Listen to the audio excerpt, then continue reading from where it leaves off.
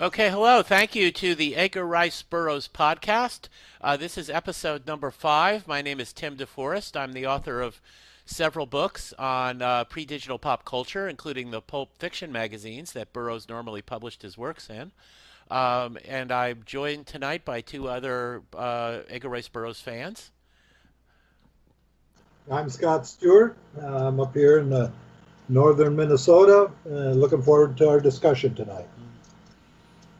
My name is Jess Terrell from Parts Unknown back in the hill, but you would know me from the Facebook discussion group entitled Love of All Things Edgar Rice Burroughs, talking ERB every day with Lillipop and some 3,000 some odd Burroughs fans. Having a great, hope you all can join us. Yeah, it's a fun group. Okay, we are going to be talking tonight about the Chessmen of Mars, the fifth book in Burroughs' series about Barsoom, about his name for Mars, and it is my personal favorite of the Barsoom books, and it's near the top of the list of my favorite Burroughs books. It's actually a wonderful, exciting novel with just dripping with imagination. Um, it was originally published in Argosy magazine. It was serialized over 6 issues in February and March of 1922. It was published as a book by the publisher A.C. McClurg a little later in 1922. It's been reprinted multiple times since then. Probably the two most notable reprints are a paperback done by Ace Books in 1962, which had a wonderful cover by Roy Krenkel, and a 1979 printing by Ballantine Books with a Michael Whelan cover on it. And that's not to knock the great covers that other artists have done. Those are just happen to be my two favorites. So it is still around today. Like many of Burroughs' early works, it's in the public domain, so you can find an electronic copy easily enough if you want to read it. And it is well worth reading or revisiting if you're listening to this as a Burroughs fan who hasn't read it for a few years. It's just a great book. And the way we want to do this tonight is, before we get to talking about the plot, we want to talk about some of the locations and characters in the novel to give a little background to it. Because one of the first places visited by Tara of Helium, the heroine in this book, and by Gaethel, or the man who's trying to rescue her, is the area called Bantoom, which is a very remote area of Mars, of Barsoom, that's inhabited by Kaldanes. And Kaldanes are one of the most imaginative and best alien species ever created. They're just great. They are disembodied heads that have a symbiotic relationship with what they call Rykors, which are basically human bodies without a head. And the disembodied head will attach itself to the top of the Rykor body, and then be able to control that body. And a Kaldane has no emotional attachment to his Rykor body. He can switch bodies all the time, or if the bodies he's using is killed, he just leaves it and finds another one. They have Rykors kind of grazing in the grass, just all around for them to grab and use whenever they want. The Kaldanes have a philosophy that the body is unimportant, that intellect is everything. They have developed some pretty effective mental skills to be able to, like, for instance, mentally control somebody with whom they have eye contact. And they are pretty brutal in some ways. They have a complete willingness to eat human flesh. In fact, I think they consider it a delicacy. So we will meet, during this story, we will meet one Kaldane who has some pretty significant character development, actually becomes friends with the human characters. But most Kaldanes are pretty brutal guys. They just have a very arrogant culture where they look down on other life forms. And Jess, you were going to talk about Manator, the other. Well, unless you guys have anything to add about the Kaldanes and about Bantoom before we move on.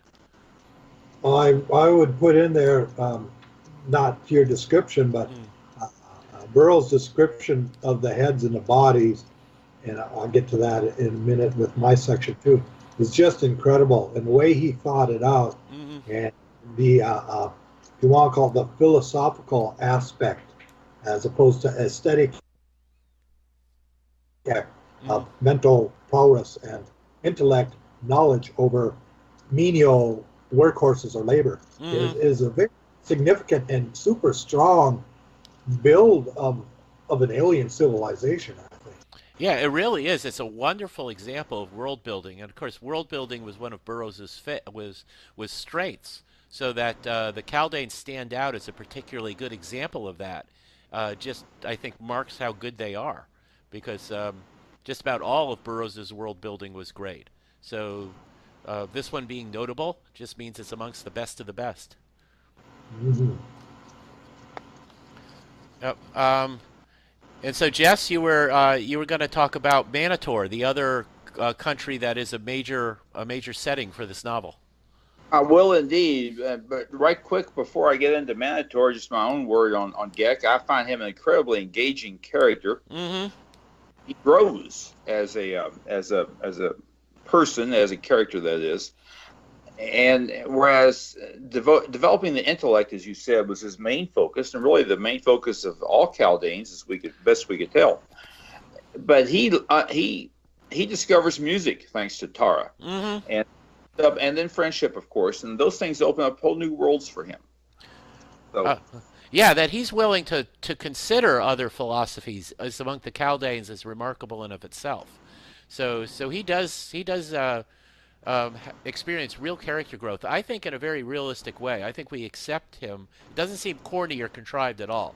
When he changes and improves himself as a person, I think we believe it completely because it's just done well. Oh, I agree totally. I also want to be sure to give a shout out for the audio book, the audio version, Chessmen of Mars, from Tantor Media, as read by John Boland. But Mr. Boland does an extraordinary job. He mimics the voices of these various characters. He adds real depth and personalization to Gek's voice in particular. And Gek is already a very impressive individual. You hear his voice spoken by Mr. Boland. He becomes even more touching. Cool. I'll have to check that one out. I wasn't familiar with that, so thank you. All right, and now off to Manator. On Barsoom, Manator is both a country and a city. So there's a country and then this major city in there is called Manator. Now there's two other cities, Manataj and Manitos. We'll talk about them in just a moment. But the city of Manator is the place where they embalm the dead, then place them in life-like poses. Sometimes they stack them like firewood off in the corner, I suppose, to run out of room. Well, newcomers come to town and find out they're talking to a stiff, so that's always a big joke at Manator. and also another thing they do in Manator is play Jetan with live people. Jetan, by the way, is that game like chess, and this is one of those Barsoomian words I'm going to butcher, but Jetan is what I've said all my life, so just bear with me. And as you pointed out, we don't really know the correct pronunciation. That's right. But Manator, they play Jetan, and to add an extra thrill, when two pieces occupy the same square thanks to a move with this Jetan game, which is similar to chess, they engage in mortal combat, and mortal combat's to the very end. Well, it does thin out the herd there, so it helps control the population. Their Jetak in Manator is cruel and sadistic, Otar, and I will probably repeat that phrase 4 or 5 times during my reading of the book, or summary of the book. Now, the most distant city in the country of Manator is Manataj. Turan claims to be, Turan, who is really Gahan of Gathal, which is another point I need to make. But Turan claims to be from Manataj so that he can fight for Tara in this game of Jetan. We'll cover that in more detail later on. It is seldom that men of Manataj attend other than decennial games. That is, they don't get over to Manator very often, probably because there's really animosity between these three cities. Now, the third city is Manitos. It's a powerful city. It's better ruled than Manator. Only criminals there are sentenced to Jetan games, and the game is usually stopped at the first sign of blood. Uthor, U-Thor, is the Jed of Manitos. He is called the Great Jed throughout the entire country of Manator because the people love him an Otar, the Jed over in the city of Manator, hates him, and it wouldn't take much for the two to go to war. Mm-hmm. So that's the country of Manator and its 3 cities within. Yeah, and one thing I enjoy about the novel is just this. Manator is another case of Burroughs' great world building. And we eventually get quite a bit of information about the political situation and the various characters like Otar and Thor. But it's never just boring background information. He expertly puts it in throughout the story, so we gradually understand more and more about the situation. And so when a civil war does break out, we understand the circumstances behind it, and it's a legitimate part of the story. Manator just is a great example of Burroughs' world building and his ability as a storyteller to get across the information he needs to get to us without slowing the action of the story down. Well said. Burroughs' world building is a story unto itself. Yes, it is. Mm-hmm. Yeah. Specifically for this book, I always thought that was pretty extraordinary. Mm-hmm. We should also mention that there's a lot of slaves from Gathol, which is the male protagonist's home city in Manator, and that comes into play very importantly in the story. It turns out that Gathol is not that far from Manator, and they've been secretly raiding Gathol for slaves for generations. So it just gives Gahan a source of allies when later in the novel. I think it's important to note too.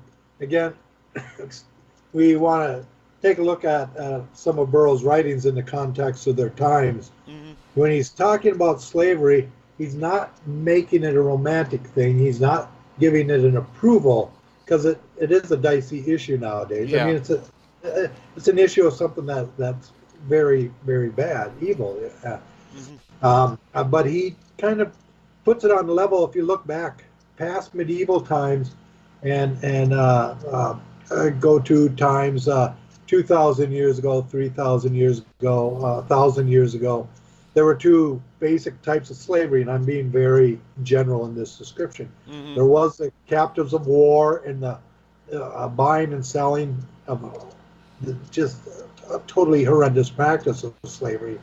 There is also a form of slavery which some people referred to in a different type of a servanthood, in which people indentured themselves to it. Mm-hmm. And in general, they were considered or called slaves too, because they themselves or their families, whoever, were under ownership to someone, sometimes for a year, sometimes for 5 years, or for their life, either because they had no other way to provide income for themselves. It was someone, it might have been someone who could have been a cruel master, or it might have been someone they felt they would at least get a survivable or fair shake from. Now, again, I'm not giving any approval of slavery, but they're looking at it. So that comes into play sometimes where there's a point here where a slave is offered their freedom, but they don't want to take it because they really have no place to go. Mm-hmm. That's not defense of it, but it is a different context than we're looking about the horrors of, from you see depicted because of the war between the states and the U.S. Yeah. Or even forms of slavery that are going on around the world today. Yeah, it's a slavery such as existed in the Roman Empire, where there wasn't necessarily that brutal element of racial bigotry that existed in American slavery. So it was still wrong and it was still nasty, but it at least left that one level of cruelty out. Mm-hmm. So, if I may jump in, slavery on Barsoom is not based on color. Based on color, it is based on power. Yeah. If one country conquers another country, then the conquered country may find themselves as slaves. Mm-hmm. And if one individual, shall we say, conquers another individual, maybe a slave situation could develop there. But again, it's all due to power, not color on Barsoom. Yeah. And that does change the context without having to give approval to the institution of slavery, and it is worth mentioning. So Scott, you were going to do a summary of the first 8 chapters for us.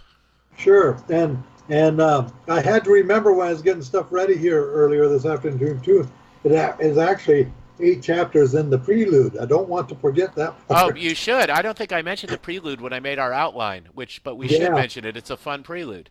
it is part of the story, and it does introduce the idea of games of strategy, too, where who we will take, assumed to be Edgar Rice Burroughs, sitting in a house where he's been playing chess with a friend, Shay. His friend's name is Shay, if I'm pronouncing that right. And Shay has gone to bed, and they've just finished a game of chess. And shortly after, suddenly a figure appears, and it's John Carter, come to visit his nephew, or ERB, or however you want to designate that. And the age differences between the nephew and John Carter. John Carter pretty much looks the same. The nephew has grown up from a child to being a man now. And are meeting again to find out about the latest adventures on Barsoom. And they work with that chess game will show up here because that'll come up later on there. And as John Carter starts to tell the story, or ERB says, I'm going to tell the story in like a third person, which helps provide the excuse of why it can be a narrative the way it is for this science fiction story, as opposed to someone continually going, and then I ran down the hall, and then I had a sword fight. And doesn't job of set that up. So it starts off with Tara of Helium, who is the daughter of John Carter and Deja Thoris.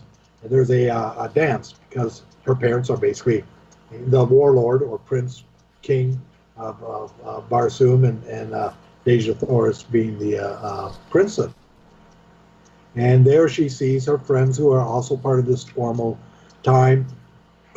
And there's a young man, let's say de jure Cantos, who she has a bit of her heart leaning towards him, and he's spending time with someone else, so she considers that she's a little upset about that.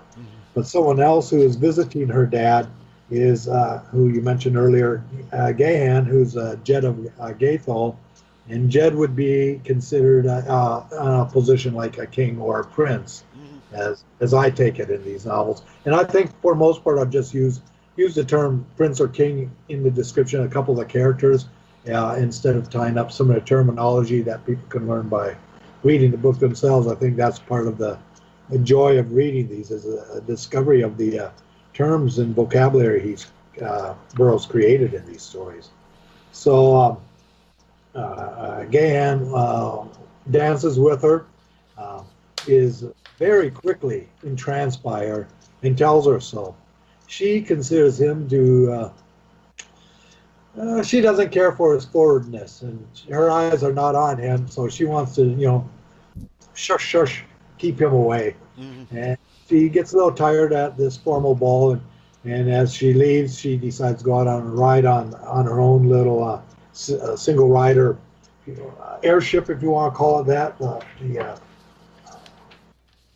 flyer that she can take out over the sands of Mars, the rocks and sands of Mars, and go off by herself, and she comes back to it. Her parents are a little, wondering, okay, you were rather rude, you bid on becoming for a young princess to leave your guests that way. And she kind of has a haughty, little bit of the spoiled, if you want to call it, teenager or college age, beautiful girl type complex she's carrying at the beginning of the story. So like, well, hey, I don't have to deal with it if I don't want. And it's at this point too that there's they have the Jetan game that Deja Thoris and John Carter are playing. And Burroughs goes into description about the game and gives the rules about it. It's not boring. It's not like reading inside of a Monopoly box or No, something like that. It sounds like a fun variation of chess. I've always wanted to play it myself. And I read that someone, I think in the 20s or 30s, did create a board game based on it, and Burroughs approved of it, and people, the reviews on it, I'd like to see someone else bring it back or find a copy of it. People said you might start it off as a novelty because of how the game was created, but you'll find yourself rather enjoying it through the end. So I'd be real curious to see how they came up with it, formatted it, and played it. So she ends up, I won't go through all the details, back to her own quarters area, and she's fuming a bit about what's going on. She's having a little bit of that, I'm not really happy with life, I want to do things my way thing. Discusses with her slave, and that's why I wanted to bring up the slave. Tells her slave the stuff she wants to do, and the slave cautions her against it. And she goes, well, if you don't like what I'm doing and want to do something else, she goes, I will give you your freedom. And here the slave says, no, I want to stay with you. This is where I want to be careful so people don't think he's romancing the idea of slavery, that the slaves love their masters, which we've heard many discussions about, on the news and different pundits and stuff. But just for the sake of the story, that she's safe, she feels like she has a life that isn't dangerous, because again, you have warring societies here. You can free, and you might decide to go someplace else. You could get killed or become a slave for somebody else. So sometimes it's the lesser of evils too. And when Tara takes off, and again, Burroughs tends to give the names, use them very formally. It's almost always John Carter, Warlord, or Tara of Helium. It isn't just she or Tara went and did this. He'll give the full title, Tara of Helium, when she goes places or is introduced to people. And ends up in a storm in which it's noted that it's the worst storm in their recorded history on Helium, or around the city of Helium, but on Mars that they've seen there. Blows are completely off course. Now, he spends close to a chapter describing this storm, and it seems like much isn't going on, but his writing about the storm and the rolling of the vehicle and what's going through her mind is, in a way, surprisingly engaging. There's not a whole lot of moving the story. But it's a good adventure theme scene. Yeah. And we even get a little bit of an insight into Tara. We're getting to know she's kind of a spoiled brat, but one of her first thoughts when she's blown off course and she knows he's going to be lost is, people might die looking for me. That's terrible. So we see that she's not a completely rotten person. She does actually care about other people.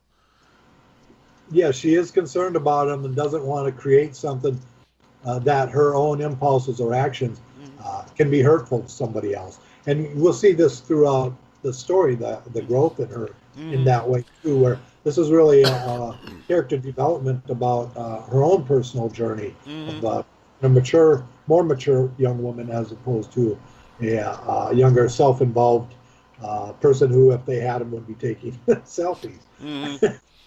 So, needless to say, she does crash, or a storm takes her off course, because the vehicle is still usable.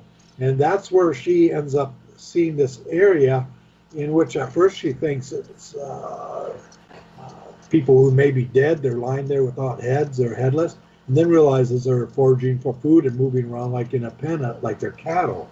And I would love to see this book made into a movie, whether animated or live action, and of course, I shouldn't have to say it, but handled properly with the special effects, because this really has many themes you would expect to find in a horror story by Lovecraft or whatever. The bodies here, and these are the Rikers, have no head. They feed themselves by blindly finding food that's been put in the area and shoving in holes down into their bodies. It's almost like a vegetation, like a Venus flytrap, because these aren't bodies. They have some senses, but these aren't bodies that have a head to do any thinking or have feelings or senses we would expect to. That is where, when she soon sees the crawling heads that look like, reminds her of spiders, are when they end up being place themselves onto the bodies, and he describes how they hook themselves in and create a sensory connection so that they're in control of them. Instead of just riding a horse, it'd be like if you actually became a horse, if you were like a centaur. You have control of everything you're doing on it, and the bodies are in perfect shape. And he talks about them being like Adonis or Apollo, or for the females or males both, perfect specimens. And then the heads are very overblown, bloated, ugly. They talk almost in a monotone thing because they don't really have individual identities in a certain way. Their whole pursuit is about intellect, not the aesthetics of pleasure around them. It goes on that time, then she sees this and she realizes this is not an area she wants to be. How will she escape? And at this time, some banths come on, which are a Martian form of lions, and 10 legs, I believe, if I remember right. I think so. 8 or 10? Does that sound right, Jess? I think it's 10-legged. Are we talking about thoats or banths? Banths. The Banths have either 8 or 10 legs. They've been pictured with both, if memory serves. They've got, I think Burroughs said they have 10. Thoats have, I believe he says 8. There's a difference between them in the writings. Yeah. And these are the banths that chase her up some trees. They don't climb the trees. And she stays there for several days before they finally leave her instead of staying there, getting tired of waiting for her to come down so they can eat her. And she comes in closer where the city is with the towers and stuff. She sees the, if you want to call it the workers, they're out in the fields working, and she tries to hide, but she does get discovered and gets taken prisoner. And that is, of course, where we end up finding out about Gek. And Gek is one of the people involved in principally in capturing her out in the fields here. And he is going to bring her to who he calls, I'm going to say Lud, L-U-U-D. That sounds as good as any other. Sounds as good as any other, yeah. Lud's been called worse things than that. And again, as you guys mentioned earlier, these heads are the Kaldanes. And he is the head, no pun intended, head of the Kaldanes. But so he's the head. Yes, head. Gek is going to bring her to him. Meantime, during the time that transpires before they get to him, she ends up humming or singing a song. He's never heard music like this before. And he asks her what it is, and she explains where it comes from. And he's like, well, they don't have that type of soul. They don't appreciate that. But having a brain that obviously has evolved from what they would consider a more primitive time, the music does emotionally affect him, and that will be part of this storyline. One of the things, to backtrack just a bit, when she sees the Kaldanes on the right curves, and when they start doing things, Burroughs mentions about their whistling, and there's like a whistle, a sharp whistle, or communicative type whistling in the air going on. And I found that again in a movie could be a very scary feature. And the way he uses the description of the audio with the whistling, when they're like hunting her down and doing the whistles over here, over there, that type of thing, compared to her singing that ends up becoming a lure for Gek, I find a very interesting balance. I think. Yeah. Go ahead. I was just going to say, I think that's an excellent point. Both the balance between the way they use sounds and also pointing out that Burroughs could be a great horror writer when he wanted to put those sort of elements into a story. He would always do so effectively. Yes. And when I was reading these scenes, and I can hear the whistling, or how I imagine it in my head from his description, I'm like, this is creepy. I want to see it in a movie. Mm-hmm. It would be a superb movie. It really would be. I think an animated miniseries would be the best way to do it. Oh, I'd love it. Now, you guys have probably both seen from years ago the clip they made. Was it Fleischer's or? It Fleischer was Brothers? Bob Clampett. Right. Oh, that's right. Yeah, did early rough drawings on animating John Carter's story, and that would have been incredible. I think they might have gone light on this area because it's quite graphic. The idea of the holes on the shoulders of the bodies and how horrible the heads are supposed to look. I love those clips. I'll jump ahead here anyway. He does bring her to Gek. Gek wants to keep her in one way or another. Along the way, she discovers that they feast on human flesh. The Rikers, when they have not done have maybe finished with their duties or no other use to them, or the ones that have been fattened up in order to become a prime meal for them, that they eat this flesh raw, and that is their decision with her. They'd like to probably fatten her up and should become a royal meal for them, which she doesn't. She's a little worried about. When they're bringing her through the tunnels, they live deep in the earth. They do not like the sunlight. She sees holes in the walls, and these heads will come in and out. The Kaldanes will come in and out, kind of where they nest away or hide away or sleep, their own little apartments, if you want to call it that. They're not anything that fancy, but they do that. So Gek presenting her to Lud. Lud in turn tells Gek, yes, this is a prize I want. I want you to take care of her. So please take care of her. This will be the only job you have. Time goes by. It's hours into days, days into weeks, and I believe really months when we're looking at the time of how everything goes through the storyline here. They want to fatten her up. She won't eat. She gets pale in the darkness. They put her into a tower. She says the tower doesn't allow her to be outside, which is where she needs to be for her type of life, for her people. And that's where she does try to hurt Gek and escape. But she is recaptured and then brought back into a cave.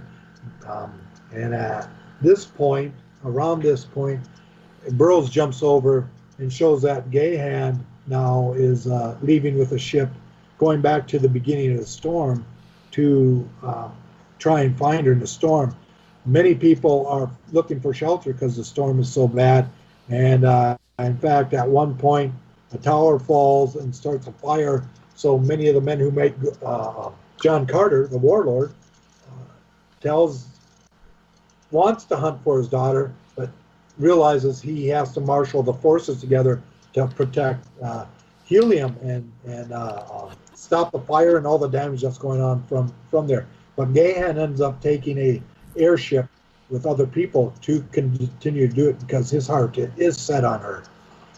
I found the description for it very much like you would be in a port or a harbor during a storm for ships where they're talking about it rocking back and forth. But instead of them just getting in and casting off like you would see in many movies or in many books, he describes about how it's moored or tied up by different ropes and cables, and that the wind's rocking back and forth. If they were to just take one off or the other one, they'd be unbalanced. It would destroy the whole craft right there.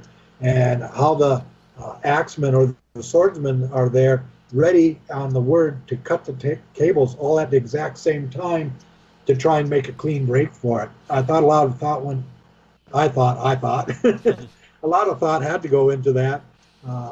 Looking at the physics and the material balance you'd have in a storm like that, I really appreciated what he did with that. Yeah, Burroughs. Go ahead. I was going to say that Burroughs is really good about thinking out details like that. It gives his stories verisimilitude because he thinks through those little details that might be a glitch in the story otherwise. Absolutely.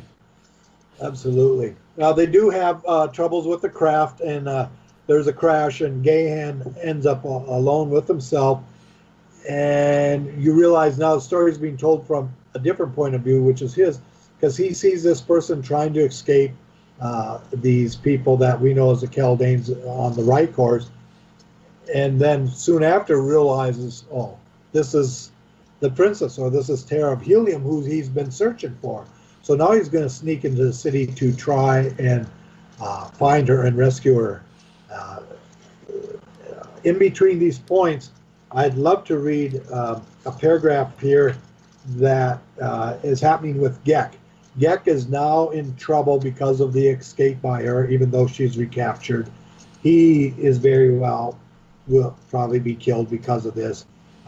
Lud now has Terra with him in his chambers, and Gek at this point starts processing what's been happening the last couple of days. And Burroughs writes this paragraph here where he goes, and he, Gek, was to die for this theory. Lud had decreed it. The injustice of it overwhelmed him with rage, but he was helpless. There was no escape. Beyond the enclosure, the baths awaited him. Within, his own kind, equally as merciless and ferocious. Among them, there was no such thing as love or loyalty or friendship. They were just brains. He might kill Lud, but what would that profit him? Another king would be loosed from his sealed chamber, and Gek would be killed.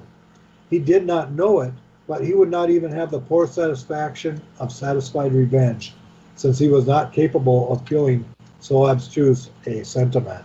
And just before that, he was thinking about the music and about her, and starting to have what we would call emotional or loving feelings towards her, or friendship or loyalty. This does not happen. This is not allowed among the people there like this. And so we see what you were mentioning, both you and Jess had mentioned earlier, about the character, his character starting to change. We have Gahan, who ends up coming across the quarters with Gek in there, and says he's looking for Terra of Helium. Does he know where he is? Help me find him, or I'll kill you if you don't. And he's like, will you spare my life if I help you find her and help you both get away? Because I can do that. I do not want to stay with my people here because I've been condemned and I will die too. So they go and they do find her. At that point, she is not going to be eaten as though they're going to have a royal meal, but all appearances are that with the Rykor body there, they actually use that as a form of the bodies, the male and female Rykor bodies together to reproduce. And Lud at this time wants a Rykor, from what it appears, it doesn't say in so many words, but to take her, basically it would be rape and try and get offspring from this, what they consider to be vital or type of being or person they would want to be able to raise and have captured either as workers or as maybe sex slaves, or as raised like we would raise beef and pork for food. They do. I think it's mostly that last one. There's no question that Lud is going to use his Rykor body to rape Terra, but I don't think he's doing it for any sort of sadism or sexual pleasure. He's doing it just to reproduce. It's if you want to call it a scientific thing, or just plain reproduction, because they don't have that emotional context to it. But they would raise her and raise. What I mean by that, sex slave would not have been the right term. Yeah. Cattle to reproduce and continue to have this food supply for workers. So they do escape. They are able to get out through the tunnels and out through the tower to the ship. And in this context, I also forgot, especially with Lud being the king of them, he has the most intellectual power. They have a form of what they actually call mind over matter. She's the matter and his is the mind. And if they look in his eyes, he can control, even if they want to run away, makes them crawl into his chamber or do their bidding. And I believe you will see that the other ones have them in different degrees too. But they do get out there. They're going out and going get into the ship, and I'm going to turn over to chapter 9 from there. Yeah, and one thing I want to mention about that escape from Lude, actually, am I remembering it correctly? He got Gahan in his sights and froze him, and Tara had to step in and be proactive Yes, there. Yes, which I thought. yes, he did that, and that's how she was able to break free. Mm, And then and then while all this was happening, and Lude was realizing he's losing control of the situation, mm, Gek throws a knife, and she's yelling at Gahan to watch out because she thinks he is turned on them, is going to kill them mm. for his people. But the knife's actually aimed at Lude and goes right through him and kills him. Yeah, That's how they escape. yeah, Thank you. yeah. Very important part. Yeah, I just remembered several times that Tara is being proactive. She's just not getting rescued passively. She's, in several occasions in this book, she's very proactive herself. Yes. Uh, Well, that's another thing for Burroughs too. We've seen this, discuss this in other books. Many of his female characters are proactive. They're strong. They're tough. They're intelligent. They're not just running through the forest and tripping over a root and need to be helped out. He very evenly balanced in how he portrayed characters and the whether the powers or the mindsets they had. hmm I agree with that. You don't mess with a Burroughs woman because she'll get stabbed or skewered with a spear. Uh, John Carter says a very similar thing someplace in the Mars stories about don't mess with the woman from helium. yeah. I've got a couple things here I'd like to add, if I may, real quick. Sure. Well, first of all, to clarify, the Banff does indeed have 10 legs. I double-checked it. I counted them all. I got the Banff to stand still, and there's 10 legs down there. The Thoth has 8 legs. I've always called the Banff the engine of destruction because he is indeed the lion on Barsoom. Mm-hmm. And there is some really great artwork by Joe Jusko that shows the Banff and all of his legs going up the side of a building after somebody. I think it's John Carter. The other thing I wanted to mention is John Shea, who was in the Prelude. In real life, Mr. Shea was Burroughs' secretary, and actually his right-hand man, as Burroughs called him. And he worked for Burroughs in the early 1920s. And I think they actually did play chess with each other as well. Yes, they did. It's exactly right. Good point. So, okay. Well, we're up to chapter 9 now, and part of Gahan's escape plan was to have Tara's damaged flyer handy. It can still fly, but it's missing a propeller, so it can pretty much just go wherever the wind pushes it. They make a getaway with Gahan showing his incredible skill with a sword and holding off some of the Kaldanes as they make their getaway. They get away from Bantoom. Gek is with them, so he's now a regular character in the story. Gahan, when he met Tara at the party, was dressed up in really rich, ornate a harness. Now that he's dressed just in regular clothing or a regular fighting harness that's not ornate in any way, Tara actually doesn't recognize him at first, and they only did meet like the one time, so I think that's probably understandable. And he takes the name of Turan. He claims to be just a wandering mercenary. And that is actually important because at the end of the novel, when Tara admits she's in love with him, she thinks she's falling in love with just some average schmo and not the royalty. And that's the culmination of her character growth. She doesn't care as far as being the man she's in love with, whether he's royalty or commoner. He's just the guy that's very brave and capable that she's fallen in love with. But for now, he takes the name of Turan, and he's usually referred to as Turan by Burroughs most of the time for the rest of the novel. So they are just the flyers taken where the wind takes them. They have a great conversation with Gek about Gek's philosophy of the intellect being everything that we can talk about a little bit more in the final discussion, but it just Turan voices some great responses to that, and that it can't be all brain and it can't be all body. It's got to be a balance of them, and it's just a really intelligent conversation that shows that Burroughs really thought things through when he wrote. But they arrive in the land of Manator, and there is so much going on here that I'm not going to try and do an exact summary of it because there's captures, there's escapes. We meet a lot of characters and all that. Generally, everybody gets captured. Gek and Terra and Turan all get captured within a chapter or so. Um, there's some really creepy scenes going through the streets of Manator, especially with Turan before he's captured, seeing people standing still on the balcony and not realizing that they're stuffed corpses, just wondering like why everybody is so quiet and still. Um, that is just part of that creepy ambiance that Burroughs could achieve sometimes. Um, Everybody's captured. We meet various characters. We meet Otar, the cruel king of Manator. We meet Uthor, the Jed of the next biggest city, who's going to be the leader of a rebellion later on. We meet Acor, who is, I believe, he's a son of Otar through a slave woman who came from Gathel, and who's very brave and popular. And he gets arrested by Otar fairly early on, which it also increases the unrest against Otar and helps set up the later rebellion.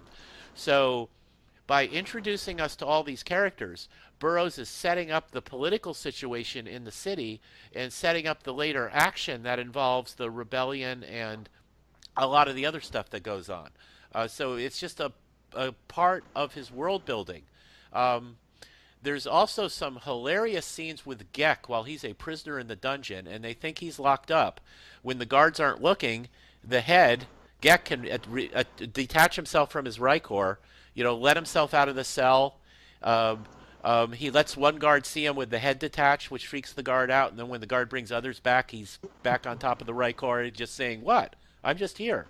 Or he'll release the body and hide for a while so they'll think he escape, and then they'll come look and he's back there again, and he's just, "Hey, I've been here all along." It's really laugh out loud funny what he does with Gek in these scenes.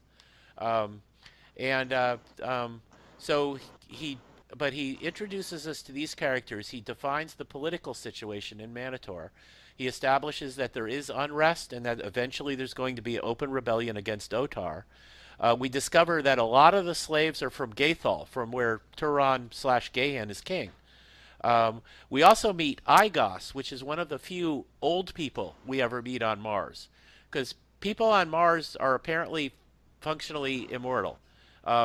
And they used to, before their religion was discredited, they used to, when they were 1,000 years old, if they hadn't been killed, which most people were because it's a warlike planet, they would go down the River Is to what they thought was heaven before that was discredited in the novel Gods of Mars.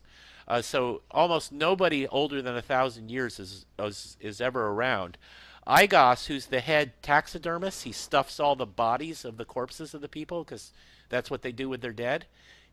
I think he says he's like 2,000 years old, and he's a withered old guy. So people on Mars do eventually get old, and they probably do die of old age at some point. But Igor's kind of a creepy guy too. He eventually does help the good guys, but at first he tries to get Terra to stay with him as a wife or a companion, and he's double crossing the protagonists. So he's a part of the story as well.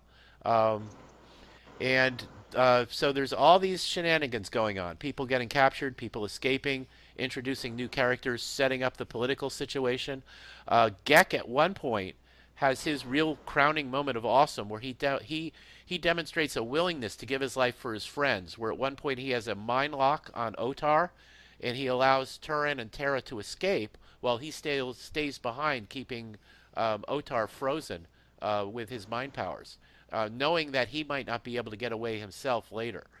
So he ends up surviving that, but he demonstrates his character growth there by his willingness to die for his friends.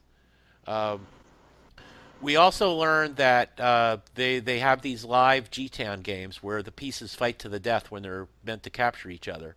And at one point, Terra is recaptured, and she is made the prize in a live Jetan game, where Turan realizes he's going to have to take another identity to be able to fight in this game, to be able to win Terra back.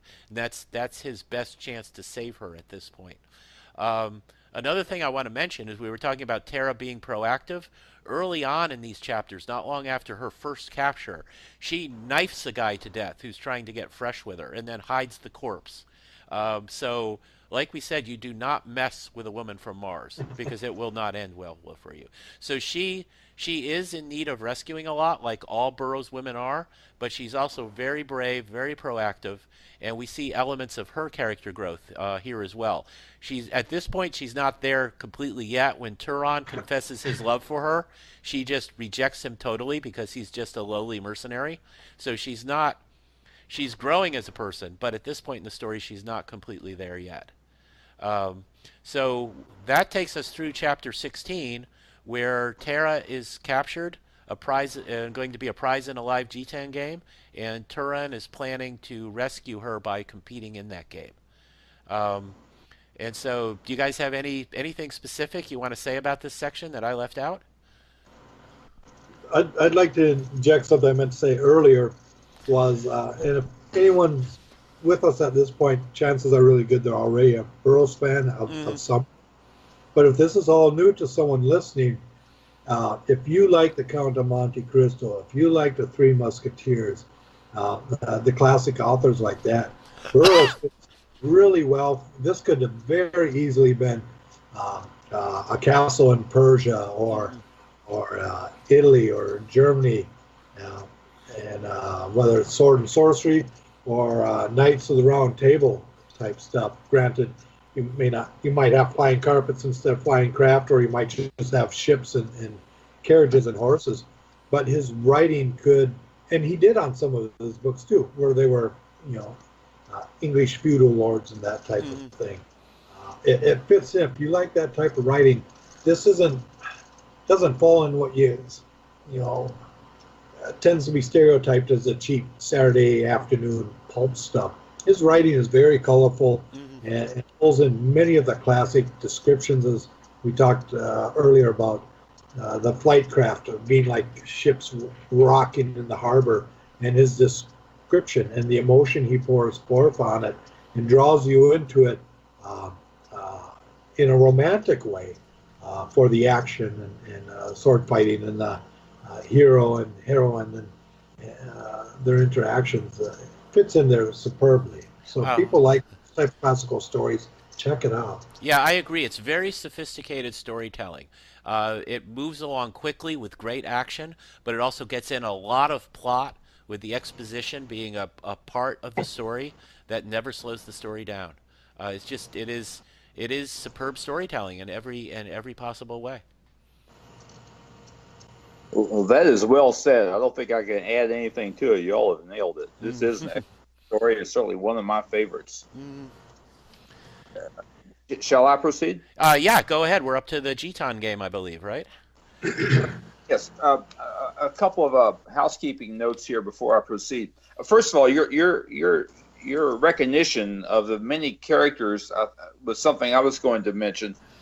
There are quite a few people in this, and I really encourage, and I've done this since I was a young fellow, and it's no disgrace.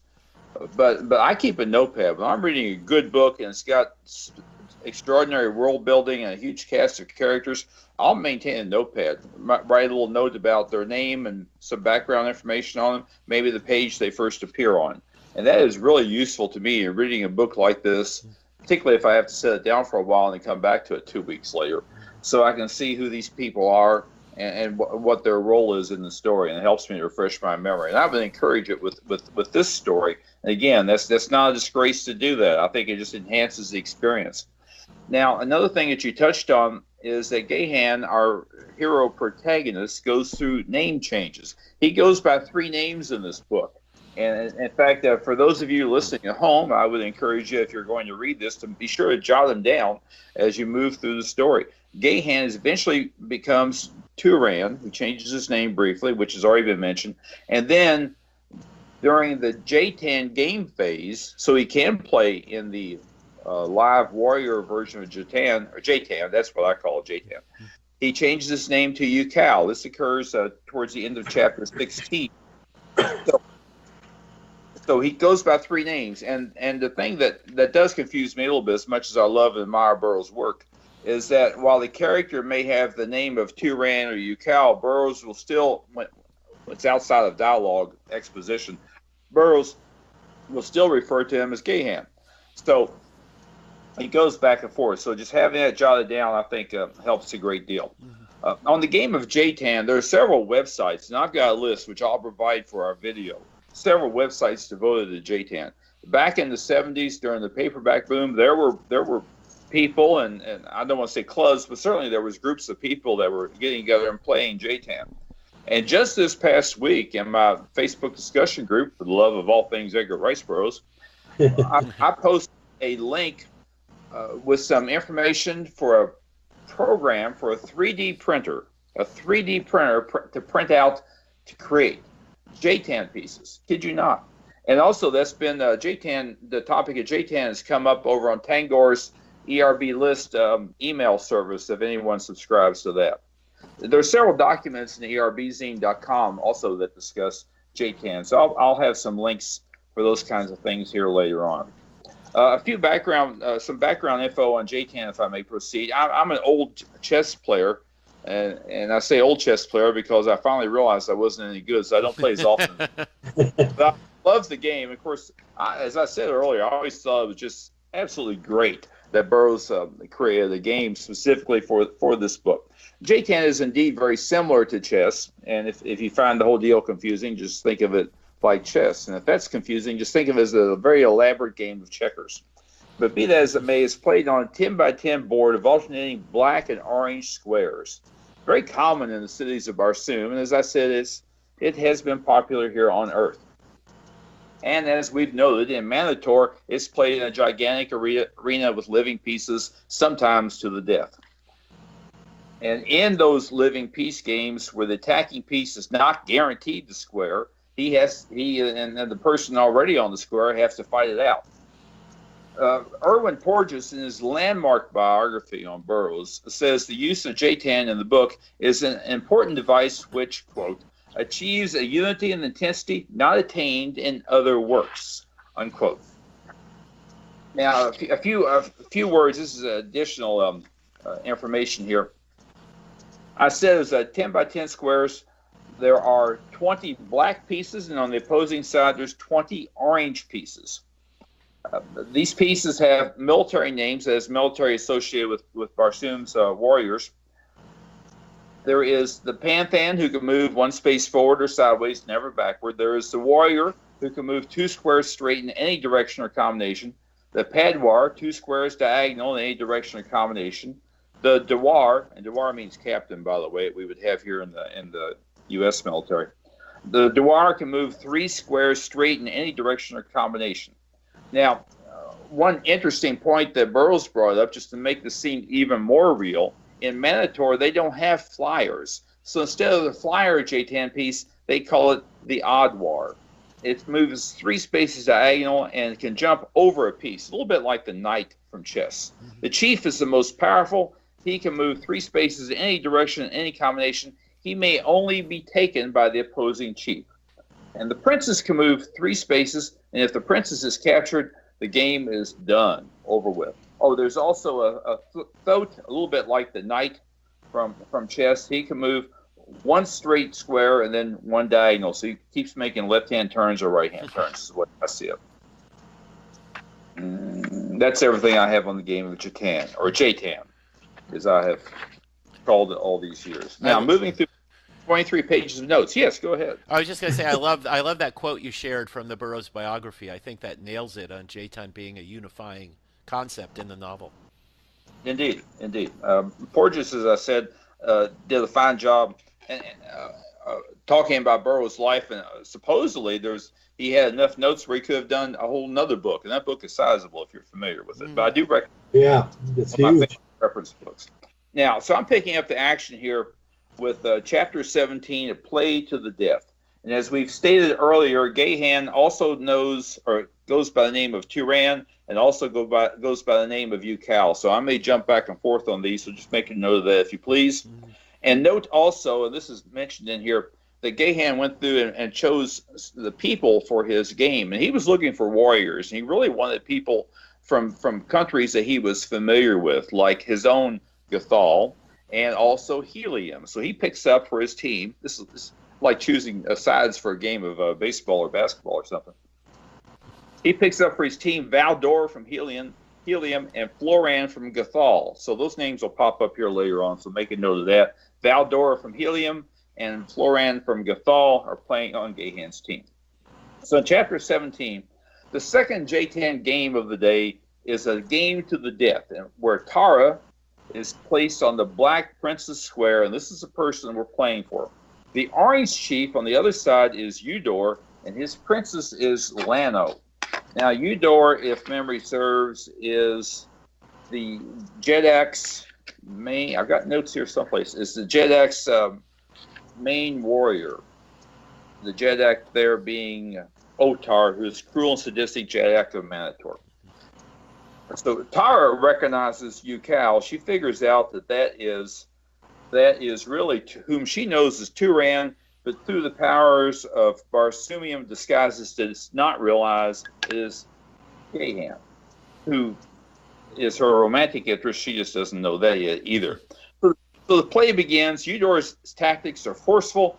Yukal's tactics are calculated. The contest is long and furious. It drags in towards dusk. And looking on, the onlookers feel that this duel on the Jetan of live warriors on the Jetan board is historic in the annals of Jetan at Manator. That's put near a direct quote from the book. Both opponents trade slashes and blood, but neither makes decisive moves. Every trick and every subterfuge is employed. And as darkness nears, Princess Tara looks on, wondering, would the fight ever end? Would the game be called a draw? 20 minutes before dark, Yukal, also known as Turan, also known as Gahan, flashes and cleaves the evil Eudor. Moving on now to chapter 18. Valdor and Floran, whom I mentioned earlier, were on Gahan's team, secretly go to the gates below Otar's enclosure. Now, Otar is the Jedak in Manator. He's evil, cruel, and sadistic. He's a bad guy. Mm-hmm. Gahan is led before the disapproving Otar. Igos, who Tara thought she killed earlier, scrutinizes them and identifies Yukal as Turan, or Gahan. Meanwhile, Valdor and Floran are opening the gates so they can all make a quick getaway.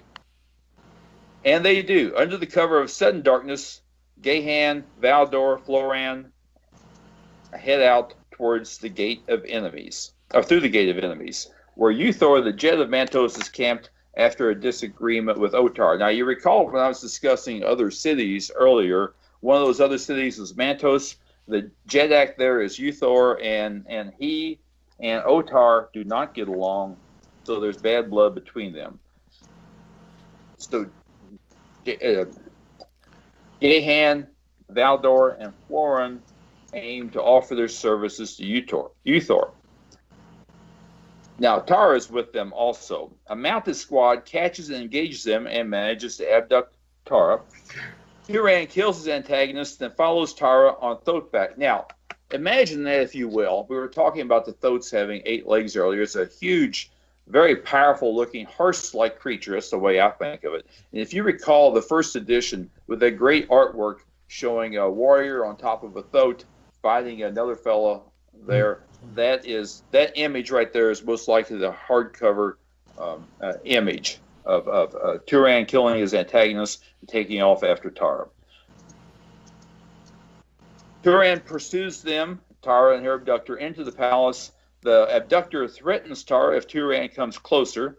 Meanwhile, a second Manatorian appears in the background, causing Turan to think, oh boy, now we'll be fighting 2 people. However, the second Manatorian cleaves the captor from behind, freeing Tara. Turns out the second Manatorian is actually Tazor, a friend of Gahan's youth, who himself was abducted many years ago, as you were talking about people being abducted from other cities. I think this young fellow came from Gathal, I believe. Yes, back he did. Back when he was a young fellow. Mm-hmm. Turan requests Tazor to go to Uthor to besiege Otar's palace to rescue Tara. Tazar leaves Gahan and Tara in the rooms of the dead former ruler Omai, or Omei. It's spelled O-M-A-I, and I'm going to try to be consistent and call him Omei. And when you hear what's going on in there, we'll all be saying Omei or Omai. So Tara and Turan are talking, and she says she can only consider love from her betrothed, who is Dijor Cantus. Tara explains that after knifing Igos, she was captured before she could help Turan, but she did lie about his location. So they have an opportunity to talk and swap stories there while they're waiting on Tazor to go find some help. Chapter 19. So let's recap our characters. Of course, we have Tara and we have Gahan and his other names. We've mentioned Igos, the 2,000-year-old embalmer, and Ethas, the chief of Manator, who is Otar's favorite, and Acor is the keeper of the towers of Jetan, and Manator, the son of Otar. Chapter 19, entitled Menace from the Dead. These people will come into play here. Igos, that embalmer, tells Otar, the cruel and sadistic Jetak, at a banquet that he knows Turan and Tara's location.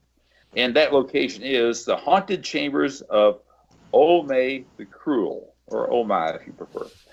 3 chiefs volunteer to enter the haunted chamber, and everyone's scared to death of this place. There's some spooky things going on in there.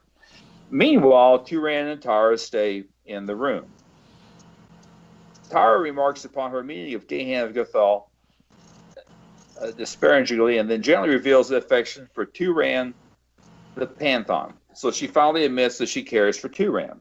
She was describing her meeting to Turan of meeting Gahan, not realizing she's talking to the same person. After a kiss, she admits her love, begging Turan that she will not dishonor her commitment to Dijor Cantos. Turan struggles with his desire, then hears the approach of armed men. Now they're hiding in this room, which is the chambers of Omei the Cruel, noting that there's a dead body there because they embalm people and put them on display. It's all very spooky. Seeking escape, they enter a different room where a Jetan game is being played. But Turan realizes the players are long dead. Their life likeness the result of the ancient taxidermist's art. They enter another dusty bedroom wrapped with draperies, and here he is. Here, near a massive bed, lies a dead man, Omei the Cruel. They hide there in the dark, watching the chamber. So then they watch come in 3 chiefs and 12 warriors who follow tracks through the dust into the haunted chamber of Omei with nerves on edge. From somewhere comes a moan followed by a shriek, and those brave warriors, 3 chiefs and 12 warriors, are panicked and they take off running. They return to Otar to tell them what they discovered, and he is not impressed. Chapter 20. The Charge of Cowardice. Back in the haunted chambers of Omei, Turan discovers that Tara's gone. Gee, how did this happen? They were together just a moment, hiding behind the curtains. He discovers behind those curtains, a door is ajar. He hears laughter in the distance. Gahan finds footprints, follows the faint trail of disturbed dust. Later, while following that trail, he runs into Gek. They bring each other up to date as to what's going on. Acor has escaped and joined Uthor at the Gate of Enemies. Tazor provides information to Gek. They discuss a plan involving Uthor's future forces and the Gatholian slaves rising up against Otar. Turan writes a message to Florian, one of his buddies from the Jetan game, bidding Gek to deliver it. Gek avows his loyalty. He will never return to Bantoon because he has learned the finer things in life, the love of music and friendship, as we had noted earlier. Elsewhere, Otar is surprised when Igos enters the banquet hall with Tara. Well, here's Tara. Igos has her. Igos is, of course, let me check my list. Igos is, of course, the 2,000-year-old embalmer of Manator. He stole Tara from under Gahan's nose. Igos says Turan is over in Omei's death chamber. Otar orders Tara to die in his side as a princess of helium, and Otar declares he will marry Tara on the 7th day. Well, Tara is not thrilled with that news at all. He even announces this news, he being Igos, no, not Igos. Otar announces this news to the chiefs of Manator. Meanwhile, Turan explores the ancient corridors armed with Gek's descriptions. Days later, Ethos speaks freely to Otar. The chieftains discuss that Otar will not enter the chambers of Omai, as well as their fondness for Acor, conveying the general opinion that Otar is a coward. Otar, faced with revolution, tells Ethos to announce he will search for Turan and Omai's chambers. Now, during this time here, Tara is still under the control of the evil Otar, which takes us into dramatic pause, chapter 21, A Risk for Love. So once again here we have Igos, recapping the characters, the 2,000-year-old embalmer of Manator, Ethos, the chief of Manator, Otar's favorite, Otar is the cruel and sadistic Jedak, Acor is the keeper of the towers of Jetan, and Omai the cruel, he's the deceased guy in the spooky room. And so Ethos, the chief of Manator, announces Otar will enter the chamber of Omai, taunting their courage to accompany their Jedak. Igos declares he will attend and that he's been there before and has no fear of a 5,000-year-old corpse. Now, this is a 2,000-year-old embalmers. when the time, see, they got something in common. They're really old. When the time comes, Otar nervously approaches the chamber, aware he is followed by his people. Otar enters the chamber and faints as a figure rises from the bed. I said there were strange things going on in that room. Well, Turan, who happens to be in there hiding, notes the presence of Igos and the curtain hangings, who speaks quickly, I came to make sure the great coward did not cheat us. Igos offers his sword to Turan, reveals where Tara is confined. Igos prevents Turan from slaying the unconscious Otar, who's over there collapsed on the floor in the bedroom, because Otar's women would slay Tara, so we can't have that. Igos kneels briefly beside Otar, then leads Turan through the corridors to a rooftop where he points out the tower confining Tara. Igos departs. Turan scales the indicated tower, locates the room. Turan is saved by Tara's deadly knife attack upon a eunuch guard. Turan, my chief, she cries. One kiss, he says, before I go, my princess. And things are getting serious here. Just in time for chapter 22. At the moment of marriage. Otar, the cruel and sadistic Jedak, revives. He lies at the banquet through his teeth and finds out his dagger is missing. On the wedding day, Ethos brings Tara to Otar. Otar enters the Hall of Chiefs, returning 5 minutes later. The groom stops attempted suicide. Otar, disheveled, enters the room crying imposter. Turan removes his mask. Igos reveals Otar's cowardice, saying Otar's dagger is in Omai's bed. Three warriors hurry to Omai's chamber while warriors approach Turan. Uthor enters proclaiming Acor the Jedak, Acor being the keeper of the towers of Jetan. And a wounded Manator Padwar reports the city has fallen, the slaves have risen, and ships from Helium and Gathol are landing warriors. Moments later, John Carter and the Jor Cantus enter. Finding Tara is unharmed, John Carter offers a truce. The chiefs of Manator look to Otar. Carter hears of the 3 captured chiefs relating Otar's cowardice and the found dagger. The people support Acor. Otar uses the incriminating dagger for suicide. Acor decries peace. The Jor Cantos apologizes to Tara. He thought she was dead. He married Olivia Marthas and offers his life for dishonoring their promise. Tara, happy as she can be, releases him as Gatholian warriors arrive. Tara introduces Turan. Turan admits he's really Gahan, and Tara is surprised but recovers quickly. Dead or Pantheon, what difference does it make what one slave has been? She says. They all go off happily ever after with Gek living in Helium with a Rykor mount. End of story. Yeah, and there's some great stuff in that section. I crossed over it and I realized that. But yeah. This was... Yeah, well, we'd be here all night if we gave a detailed summary, and we'd spoil it for anybody who hasn't read it yet. But there's the bit where Turan climbs up the tower to see Tara to tell her, "Don't worry about your being forced to marry. I'll be there to rescue her." He wants to make sure she doesn't commit suicide before that happens. And when she saves him by stabbing a guard who would have had Gahan cold, I love the part where he says, "What are we going to do with the body?" And she basically says, "Well, don't worry about it. I can just admit I killed him. What are they going to do? I'm about to marry the local king." Just a wonderful scene. It's once again she's being proactive, and she's thinking things through as well as stabbing people to death. She's it's really an awesome moment for her. And I want to say the parts in Oh My's the haunted chamber are both creepy and funny at the same time. Uh, Burroughs really hits a nice vibe there when he writes about it, because we, reading the book in the third person, know there's no ghosts in there, but uh, Omai and his men don't, or Ome and his men don't, and so their terrified reactions actually are, I think are pretty amusing. But humor and horror can mix really well, though. You take movies like Gremlins, or there's a lot of other ones. Hmm. It could work very well in a scene like this. Again, this thing just begs to be made as a science fiction / horror movie, if you want to call it. I don't want to give it necessarily that designation. It's an Edgar Rice Burroughs story. Yeah. It incorporates those elements so well. To me, this has the makings for being a film masterpiece. It incorporates so many things.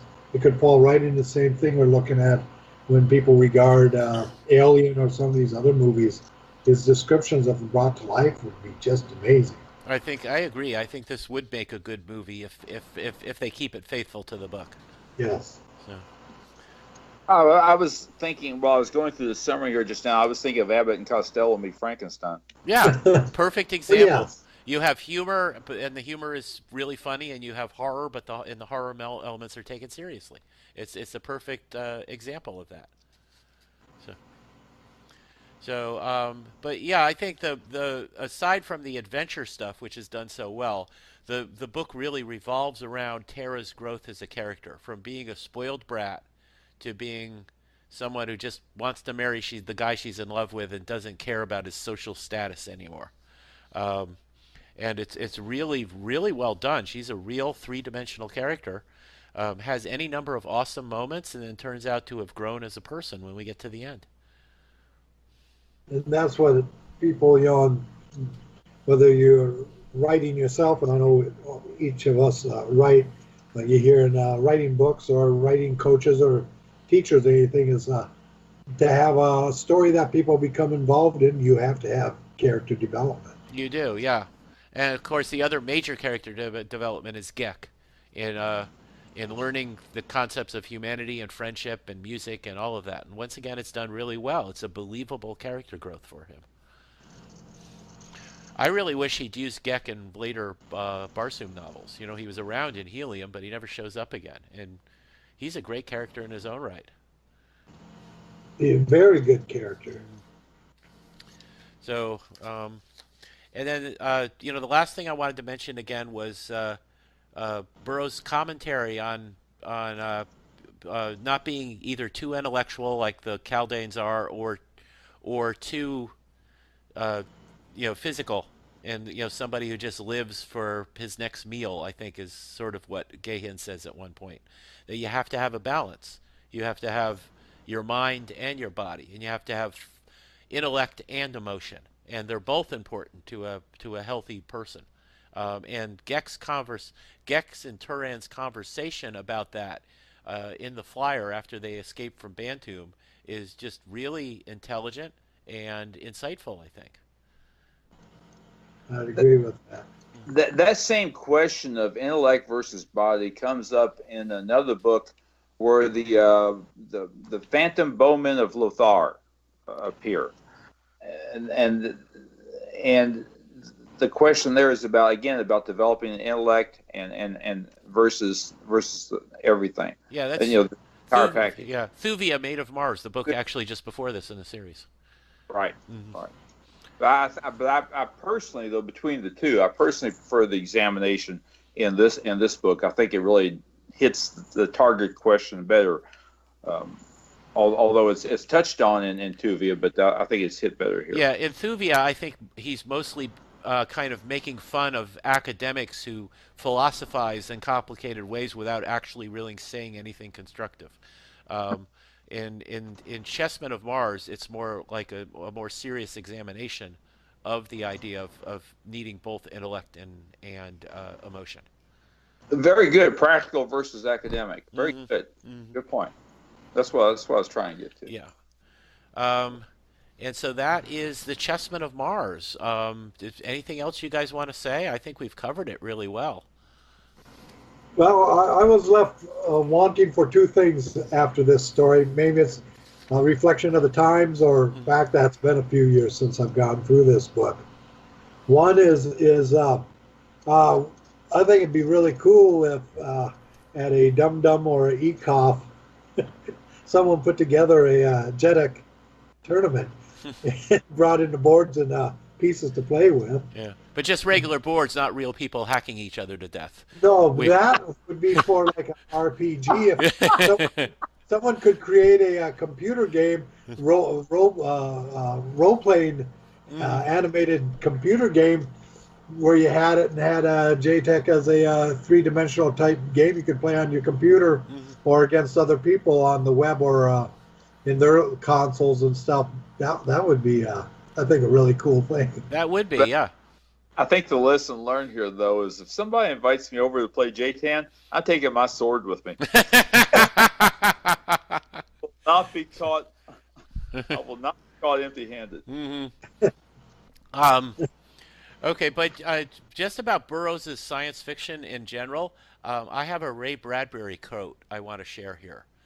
So this is, as I said, from Ray Bradbury, who was a huge Burroughs fan.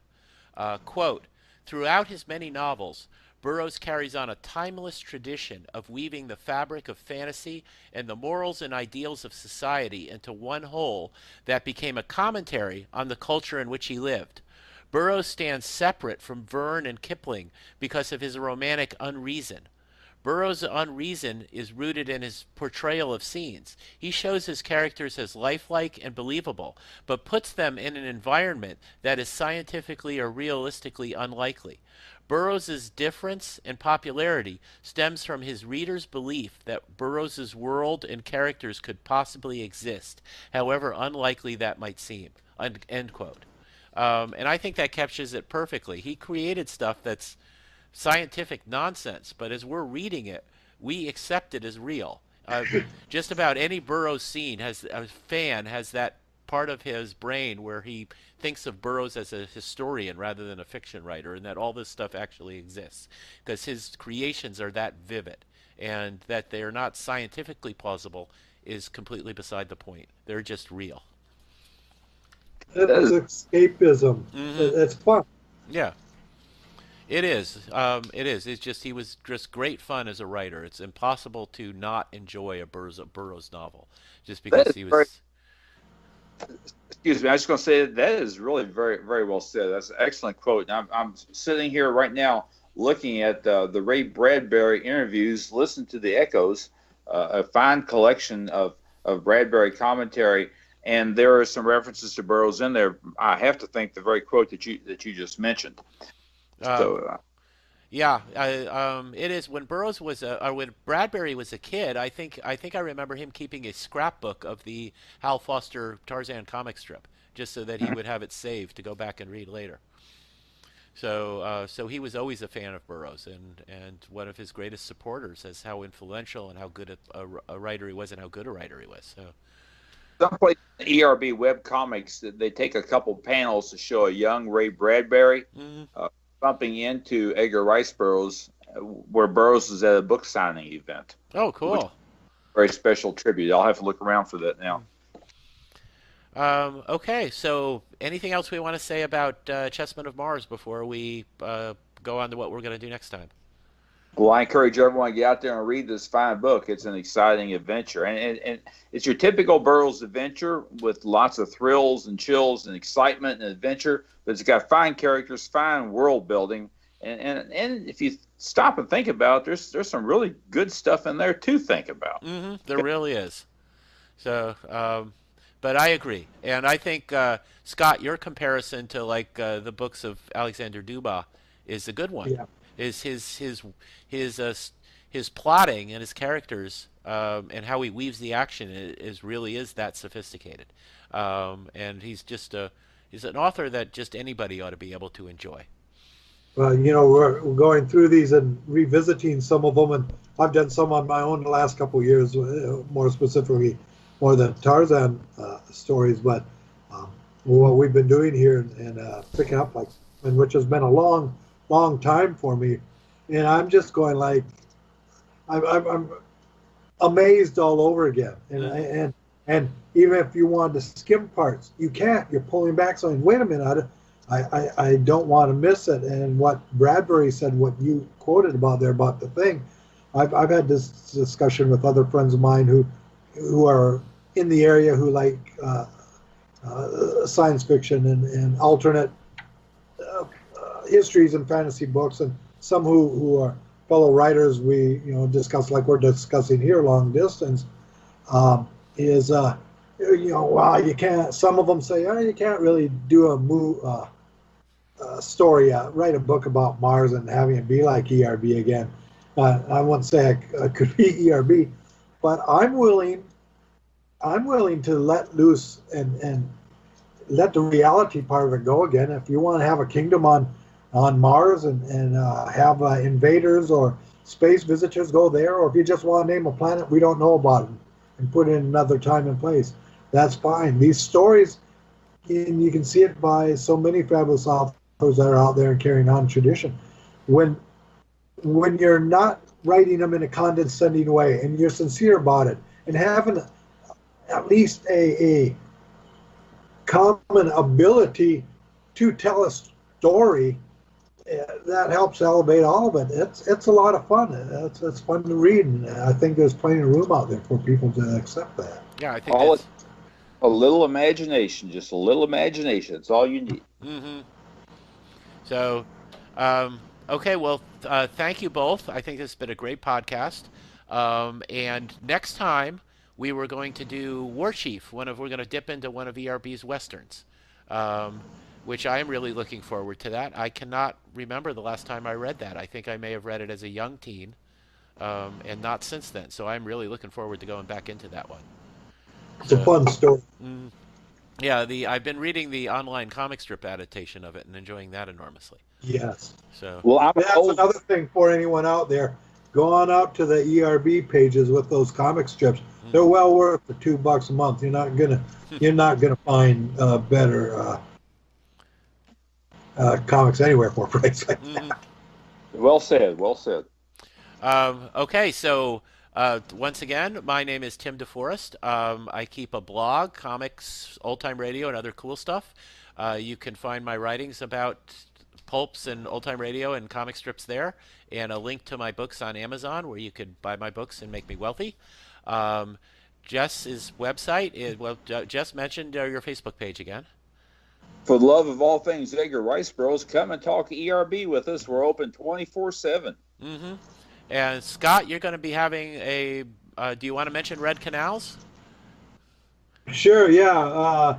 We're shooting for a March launch, March being named for the god of war, for Mars itself, called Red Canals, which is a celebration of all things Mars in our imagination. Movies, books, comic strips, anything in that area. And Edgar Rice Burroughs is going to be part of that. Mm-hmm. Okay, well, that's it for now, and we will be back with another podcast in early 2019. So thank you for listening.